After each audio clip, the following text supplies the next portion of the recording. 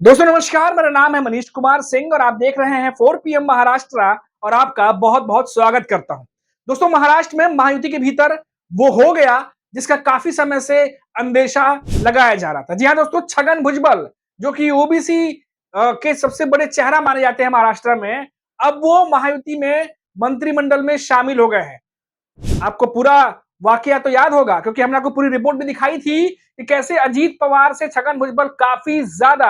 नाराज चल रहे थे, क्योंकि साल 2024 में हुए विधानसभा चुनाव के बाद जब छगन भुजबल को ये पूरी उम्मीद थी कि उन्हें मंत्रिमंडल में रखा जाएगा, तब उनका नाम मंत्रिमंडल में शामिल नहीं किया गया और उसके बाद देखा गया कि छगन भुजबल अच्छा खासा नाराज हुए थे और नाराज भी इतना कि उन्होंने अपनी शिकायत अजीत पवार से करने की जगह उन्होंने मुलाकात कर दी थी सीधा देवेंद्र फडणवीस से। और उनकी इस मीटिंग में क्या बातचीत हुई ये तो बात सामने नहीं आई, लेकिन उनकी ये जो मुलाकात थी साफ तौर पर मंत्रिमंडल में उनका नाम शामिल न किए जाने को लेकर के था, क्योंकि ये मीटिंग उसी दरमियान हुई थी। जिसके बाद देखा गया कि छगन भुजबल काफी नाराज भी हुए, अजीत पवार की एनसीपी में रहेंगे या जाएंगे, काफी सारी बातें हुई दोस्तों। और उस दरमियान ये कहा गया कि छगन भुजबल क्योंकि ओबीसी के बहुत बड़ा चेहरा है और ऐसे में महाराष्ट्र में उन्हें नाराज करना ठीक नहीं होगा महायुति के लिए।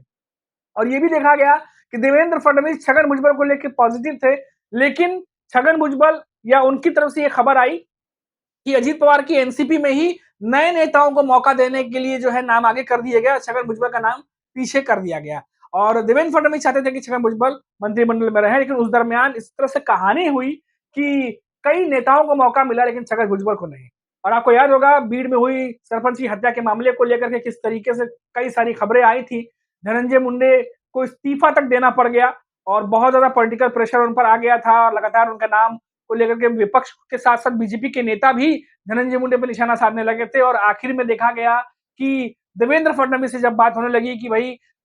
इतनी सारी चीजें हो गई हैं, देवेंद्र फडणवीस से पूछा सवाल पूछने लगे मीडिया के लोग कि कब देंगे धनंजय मुंडे इस्तीफा। और उसके बाद देखा गया कि उन्होंने वो गेंद जो है वो अजीत पवार के पाले में डाल दी और कहा कि अजीत पवार फैसला लेंगे क्योंकि वो उनकी पार्टी के नेता है। फिर देखा गया कि अजीत पवार ने जो गेंद है वो धनंजय मुंडे के ही पाले में डाल दी कि वो खुद तय करे कि उन्हें क्या करना है, क्योंकि बहुत ज्यादा विवाद हो गया था। विपक्ष जो है वो काफी ज्यादा हमलावर था। बीजेपी के नेता भी यहाँ तक कि अपने ही सहयोगी पार्टी अजीत पवार की एनसीपी के नेता धनंजय मुंडे का इस्तीफा मांग रहे थे, जिस बात को लेकर के देखा गया कि बीच में अजीत पवार भी काफी ज्यादा नाराज हुए। लेकिन फाइनली हुआ यूं कि देवेंद्र फडणवीस ने धनंजय मुंडे का इस्तीफा लिया और ये विवाद इतना बढ़ गया था बीड़ मोही सरपंच की हत्या को लेकर के कि इस्तीफा जो है धनंजय मुंडे को देना पड़ गया और अब पोस्ट जो है वो खाली हो गई थी। और आपको बता दें कि इससे पहले भी महायुति के नेताओं की तरफ से ये खबर आई थी कि किसी भी नेता को हटा करके धनंजय मुंडे को वो पद माफ कीजिएगा, छगन भुजबल को वो पद दिया जा सकता है। लेकिन छगन भुजबल ने ये कहा था कि किसी और का पद वो नहीं लेंगे, किसी को हटा के अगर दिया जाएगा तो छगन भुजबल वो पोस्ट नहीं लेंगे। लेकिन अभी फिलहाल इन विवादों के चलते वैसे भी मंत्रिमंडल में धनंजय मुंडे का इस्तीफा हो चुका था, तो अब ऐसे में छगन भुजबल ही वो नेता थे जिनकी की वापसी होनी थी, क्योंकि आने वाले समय में निकाय चुनाव है, आपको पता ही है, कई सारे चुनाव महाराष्ट्र में होने हैं और ऐसे में छगन भुजबल जैसे नेता को मंत्रिमंडल से बाहर बैठाकर उन्हें नाराज करना बिल्कुल भी ना ही बीजेपी के लिए अच्छा होगा, ना ही अजीत पवार की एनसीपी के लिए अच्छा होगा। तो इसीलिए मौके की नजाकत को देखते हुए जानकार ये कह रहे हैं कि छगन भुजबल की एंट्री जो है वो मंत्रिमंडल में करा दी गई है, जिससे छगन भुजबल के जो समर्थक हैं उनमें जो नाराजगी है वो दूर हो सके। अब देखिए दोस्तों कितनी ज्यादा पेचीदा जो है वो महाराष्ट्र की सियासत है इन दिनों, इसीलिए कहा जाता है कि कब क्या हो जाए यहाँ पर कुछ कहा नहीं जा सकता। साल 2024 से पहले अगर आप थोड़ा सा जाएं, क्योंकि छगन भुजबल की अगर हम बात कर रहे हैं तो आपको याद होगा कि छगन भुजबल कई मौकों पर अजीत पवार की एनसीपी से नाराज दिखे हैं। जब सुनेत्रा पवार को आगे करना हो, उसके बाद छगन भुजबल खुद चुनाव लड़ना चाहते थे लोकसभा चुनाव में,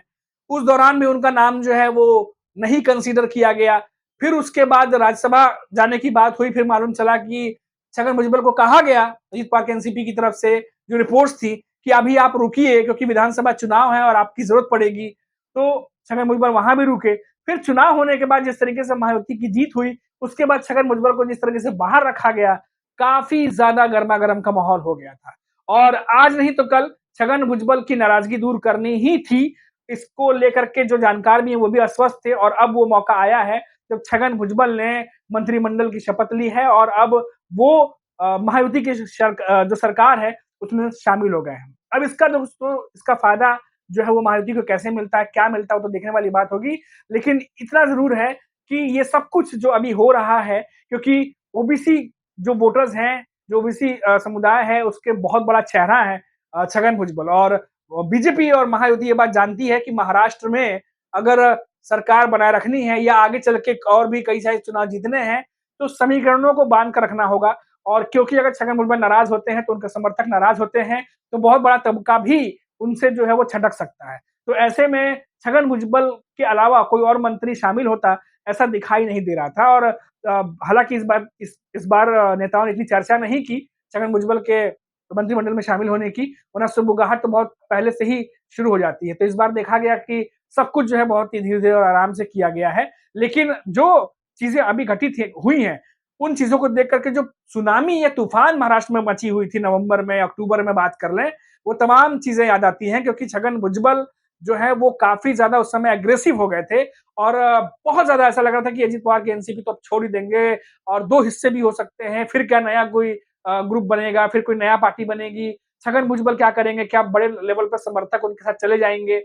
और क्योंकि छगन भुजबल वरिष्ठ नेता हैं, काफ़ी सालों से वो महाराष्ट्र की सियासत में एक्टिव हैं और ऐसे में कई बार वो खुले तौर पर बहुत ही खुले तौर पर बयान देते हैं। तो ये भी देखा गया कि उन्होंने छगन भुजबल ने अपनी नाराज़गी ज़ाहिर करने में कोई हिचक नहीं रखी थी। और जिस तरीके से देवेंद्र फडणवीस से वो मिल रहे थे, देवेंद्र फडणवीस भी ये जान रहे थे कि छगन भुजबल को मंत्रिमंडल में लाना ही पड़ेगा, क्योंकि वो पहले भी देवेंद्र फडणवीस जो है छगन भुजबल को लेने के पक्ष में थे। अब ये मंत्रिमंडल के साथ में अब जब छगन भुजबल आ चुके हैं, तो क्या जिन नेताओं ने उस समय पेच फँसाया था या जिन नेताओं ने उस समय साथ नहीं दिया था, क्या अब वो तमाम चीज़ों का हिसाब छगन भुजबल क्या बराबर करेंगे? या फिर